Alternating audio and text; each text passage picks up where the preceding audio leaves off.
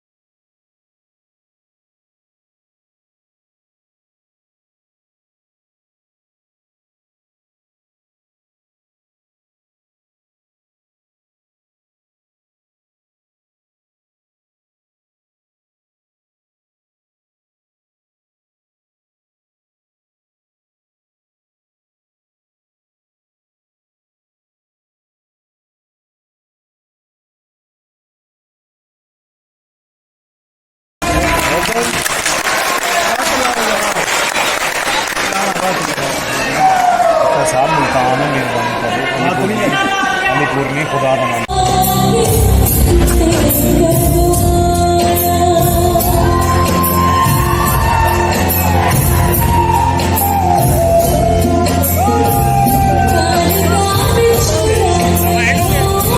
बिस्मिल्लाहिर्रहमानिर्रहीम। दोस्तों, साथियों, अस्सलाम वालेकुम। मैं सबसे पहले न्यूज़ खबरें 5 चैनल और नए अखबार को मुबारकबाद दूंगा।